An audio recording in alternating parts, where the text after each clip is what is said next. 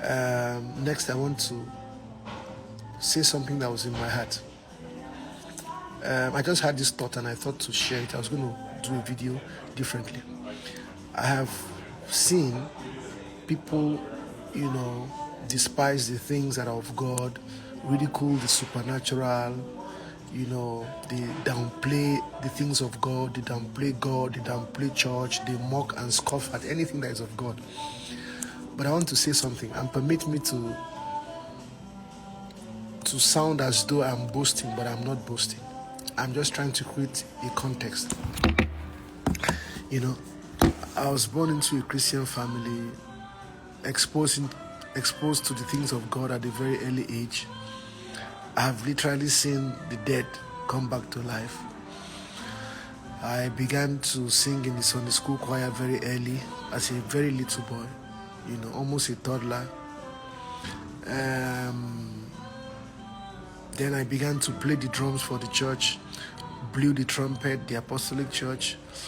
Then in 1991, I picked up the trumpet, began to blow. That's about 1991 from now is about 33 years. Interestingly, 33, that's the number.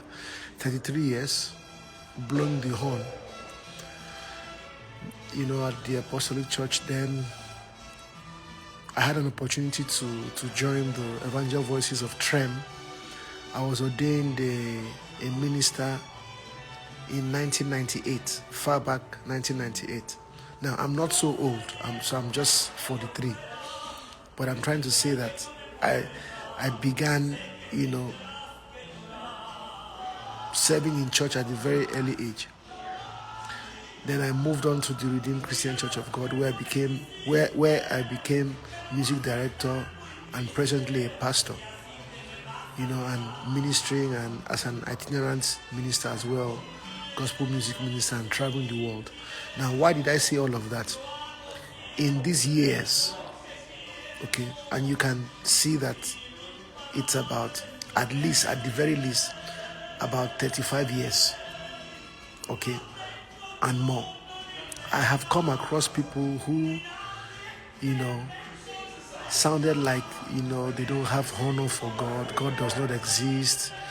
Okay, they mock at the things of God. They scoff and scorn church.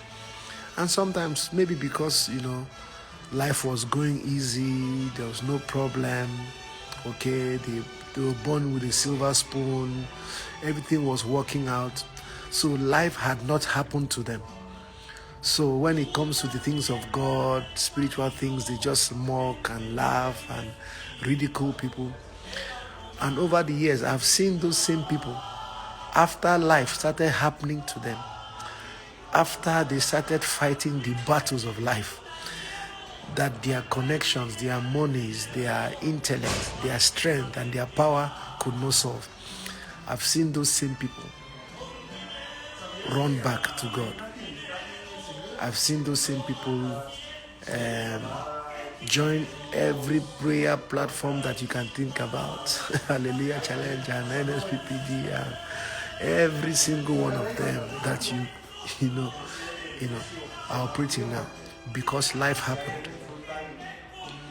So perhaps there's somebody under the sound of my voice who is like those people who mocks at God. They don't need God because, they have some money, they have connection, they have some opportunities. I want to advise you, before you judge God or mock God or ridicule the church, wait till life happens. Life does happen. There comes a time when things happen that nothing in the natural can help. And beyond even all of that, after this life, this natural life, I want to tell you that there is life after this life. And may God help you that when you close your eyes on this side of eternity, that Jesus is your Lord, that you've made peace with your Maker. It does not end here. It never will. I just want to let you know that at some point, even in this life, you will need God. You will need Him. And if for any reason you escape Him on this side of eternity, when you close your eyes on this side of eternity, I bet you will stand before Him. And may God help you that you met Him before you meet Him. May you meet Him here before you meet Him there.